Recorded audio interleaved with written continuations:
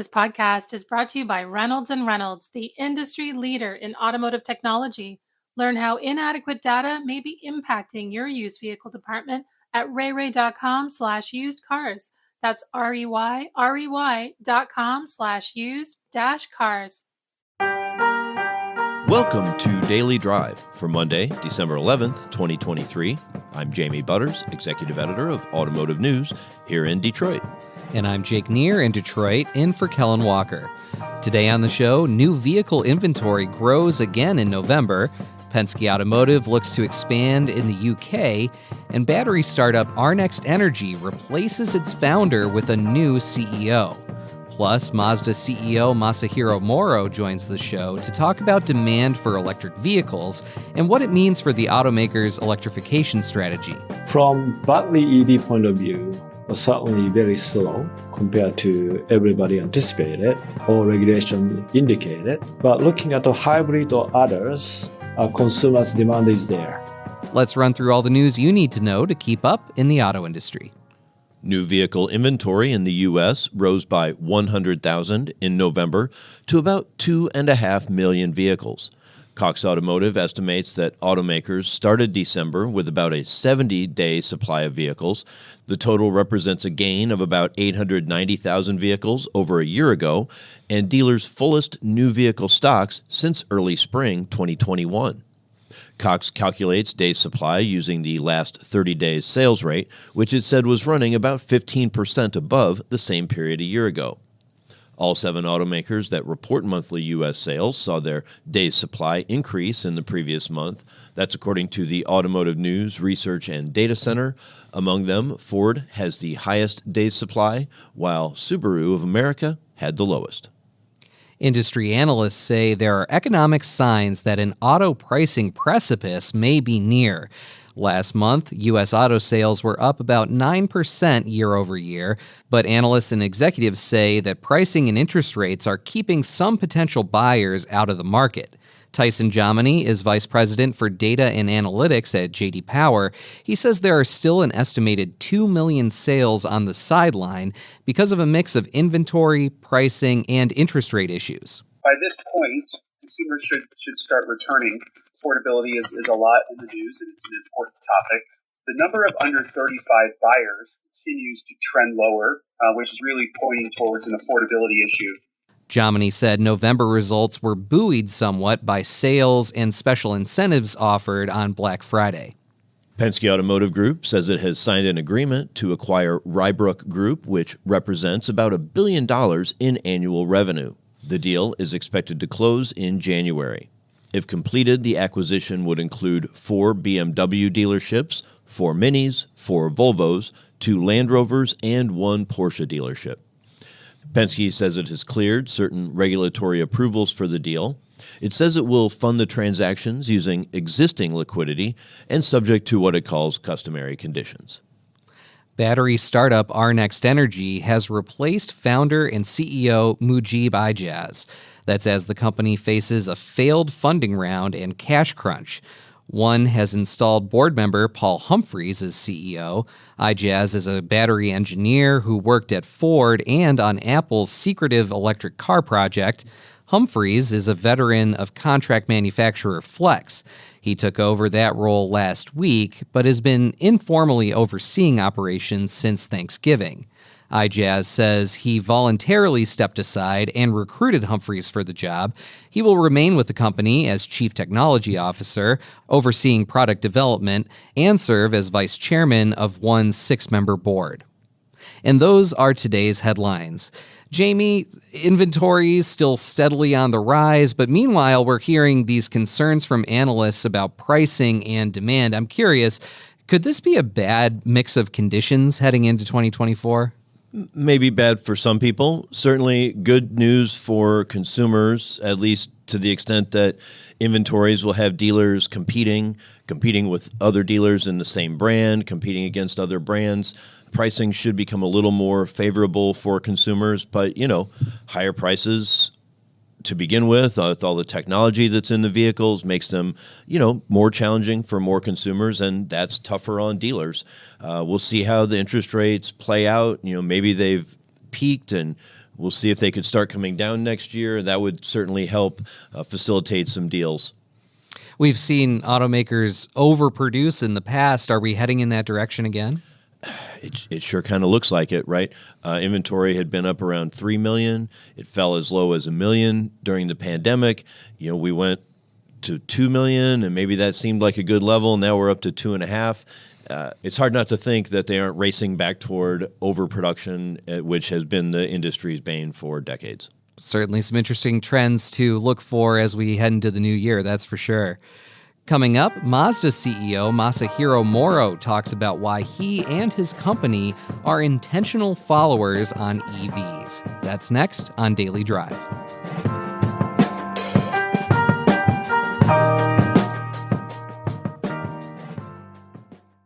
Lack of inventory, increased auction fees, and a volatile market means stocking your lot can be challenging these days.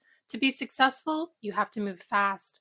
You need to make decisions quickly at auction. You need to inspect trade-ins and decide on an offer that will benefit you without slowing down the sales process. You need to appraise and price vehicles with the most up-to-date information possible in a market that can change quickly. But the data you rely on to make these decisions could be holding you back. How often do you find yourself manually filtering through comps because there are outliers that don't match the vehicle you're appraising? When unexpected mechanical issues come up, how much time do you have to spend looking back through comps to reprice the vehicle and determine if the reconditioning costs are worth it? How long do you spend searching through individual auction and third-party websites for the inventory you need? These problems affect the entire used vehicle process, from acquisition to appraisal to merchandising. Visit rayray.com/usedcars to explore how old and irrelevant vehicle information may be holding you back and discover how to make improvements for faster, more accurate, and more profitable decisions. That's rey.com/used-cars. The auto industry's shift to carbon neutrality is here and it's accelerating. But is it enough? This is a moral imperative, an economic imperative, a moment of peril, but also a moment of extraordinary possibilities. No more hesitancy, no more excuses, no more waiting for the others to move first. There is simply no more time for that. Driving to Zero is a new podcast series from Automotive News that looks at the auto industry's roadmap to carbon neutrality. We take a big picture look at the environmental, political, and social trends pushing the move toward a greener future. And we pull back the curtain on how these decisions are being made at the highest levels. I said, the headline that you need is GM believes in an all-electric future. And I think Dan Ammon and Mary Barra pretty much said the same thing, which is like, but we don't. Spoiler alert, they came around to that idea. Find out how and much more. I'm Jake Neer. Join me and Automotive News Executive Editor Jamie Butters on Driving to Zero, available now wherever you get your podcasts.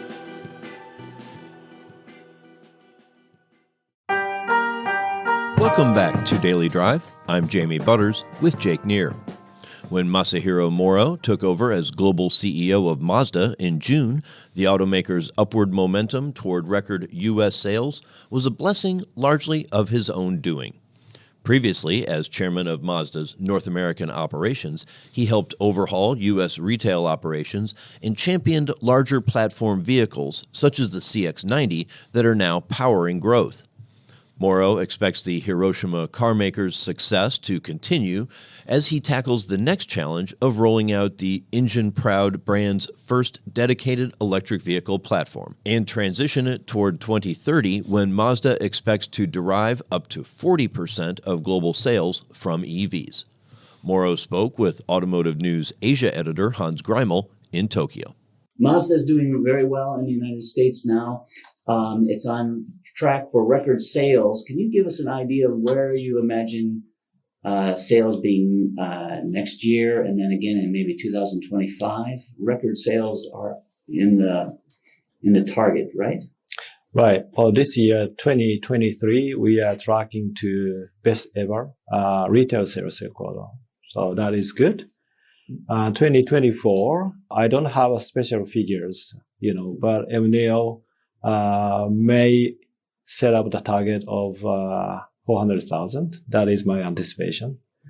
So 2025, I don't give a specific number for US, but as a North America, we would like to achieve close to 600,000 units. Right. And I think you said that maybe Canada and Mexico is also getting record sales, but maybe those combined make 150,000, meaning that United States would have about maybe how much in 2025? Well, Mexico and Canada altogether, I anticipate 150,000 plus. So if you calculate the math, that is 450,000. Right. And that's a pretty amazing figure for Mazda, and it's getting there almost without any electrification. What does that mean about consumer demand for vehicles in the United States in terms of electrification versus what Mazda has to offer? Well, US consumers are, they prefer high power and long range that fit to their lifestyle. And we always provide solutions that fit to our customers. We introduced a plug-in hybrid with the CX90. That is the first electrification product, which has received pretty well by our consumers. So from now on, battery EV will be taking off, but still, I want to watch customers' actual needs and wants and provide the best solution for customers. Do you think in 2025, what kind of electrification will you actually have in the U.S. market? Well, we already have the CX90 plug-in hybrid. Maybe by then we have the CX70? Yes, we do have CX70. We plan to introduce that sometime, next calendar year. And together with CX70, we plan to have CX50 hybrid. So those are new products we plan to introduce next year. And the CX70 will be a plug-in hybrid like the CX90. Yep. And the CX50 will be a traditional hybrid based on the Toyota system. Is that right? That's correct. Okay. In, let's say, 2025, how much electrification sales or percent do you think you'll have in the United States from that 450,000? Well, that is a good question. I don't have pretty solid figures because the customer is looking for the best solution out of a new solution, which becomes available in the marketplace. But right now, CX90 plug-in hybrid is kind of similar to 50% of take rate. That's probably twice as high as we anticipated. Hybrid, we anticipate 20-25%. But let's see how customer, respond to our technology. So a hybrid meaning 20 to 25% total out of CX50. Out of CX50, Yeah. Okay. Yeah. Okay, great. Wow. Do you think that the consumer demand for electrification is slower, just generally speaking for the overall industry, is slower than expected then in the United States? Well, from battery EV point of view, certainly very slow compared to everybody anticipated or regulation indicated. But looking at the hybrid or others, as I said, consumers' demand is there. So you are preparing to have this new dedicated BEV platform launched sometime between the 2025 to 2027 timeframe. Can you tell us about that? I think you mentioned that it's going to be this rollout will be in that timeframe, but a little bit slower rollout than expected just because demand is uncertain. Is that right? That's generally correct. We'd like to set up the preparation right. We have, studied a lot of time. Now many studies are put into one organization that we set up as a Mazda November.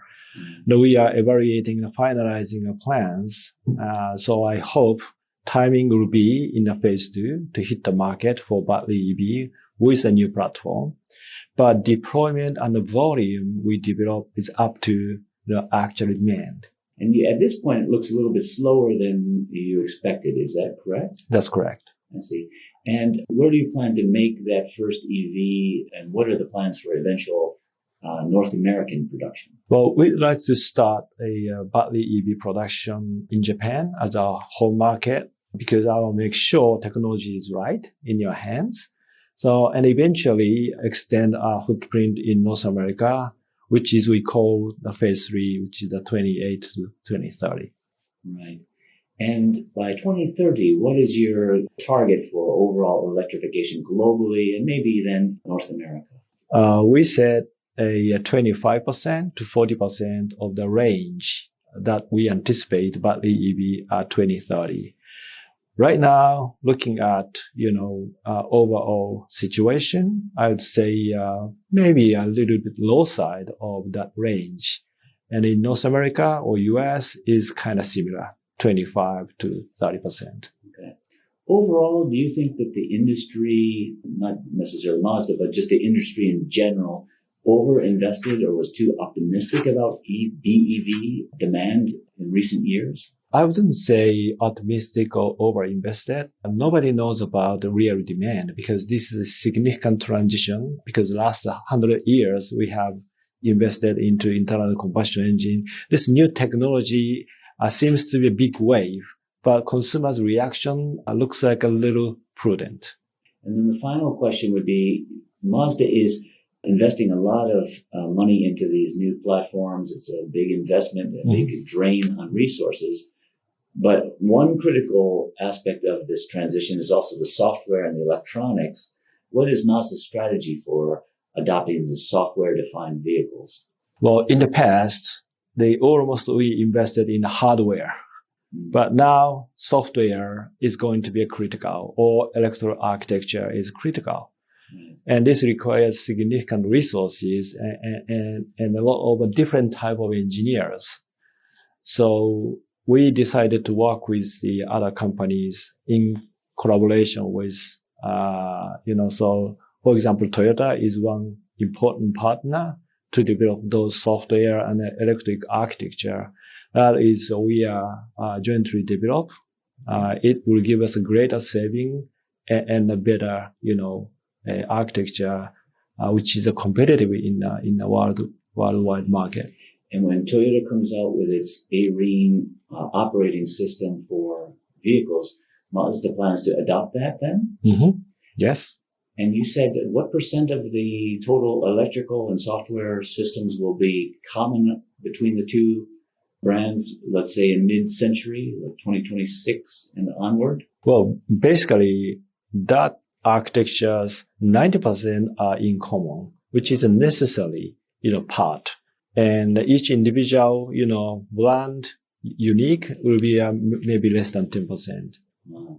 And you said, I know you don't want to be specific with numbers, but you gave an impressive comparison to show how much money Mazda can save by that. How much money could you save? Enough to develop, I think. This is a calculation on the desktop, right? Okay. So, right. But if you develop complete two new cars, that is a significance of savings you may earn out of this collaboration. Okay. And is there any final word to you? Is there anything you'd like to say, especially maybe to the dealers in the United States? Because sure. I know that they're going through a big transformation right now, and their profit per vehicle is going up and their throughput is also increasing. So maybe you could tell us a little bit about the retail strategy. Sure. During my tenure as a CEO of North American operation for Mazda North American operation, I put, all out effort to revitalizing dealer network and the significance of achieving the best ever retail sales record is with them because they are invested into Mazda business. They're really engaging to Mazda brand value management. I really appreciate their partner, indispensable partner with us. So I'm looking forward to working with them to further, grow our business and for them to sustain lucrative business with Mazda. And you've achieved average throughput per, I guess it's dealer, of 1,000 units per year or per year. And you want to increase that to what's the target then? Do you think might be achievable? Well, as long as I understand, last 6 months, the retail evolution dealers, which they invested in our next generation branded dealer, they are almost achieved, 1,000 units per annum. So the pace is there. And I encourage them to go over 1,000, achieving 1,200 units in their respective community and the market. When do you think they can do that? Well, as soon as possible. Fair enough. Masahiro Moro is the CEO of Mazda. He spoke with our own Hans Greimel in Tokyo. You can read more about Moro's expectations for Mazda in the pages of this week's Automotive News print edition or at autonews.com. That's Daily Drive for today. I'm Jamie Butters. And I'm Jake Neer, in for Kellen Walker. Thanks to Automotive News journalists Larry Velaquette and Gail Howe for their reporting for today's podcast. You can get the latest news on manufacturing, inventories, and everything happening in the auto industry at autonews.com. Come back tomorrow for a conversation with Up Labs president Caitlin Foley about the thinking behind the company's Venture Lab, which custom develops startups for companies including Porsche and Alaska Airlines. So a lot of the fun that I have is trying to find unarticulated problems inside these companies. And that's a lot of what we spend time doing, is finding something that looks off where we can bring that to the company's attention. And all of a sudden they're like, wait a second, you're right. That's exactly the aha moments that we're looking for. If you enjoy the podcast, remember to like, leave a review, and subscribe so you never miss an episode.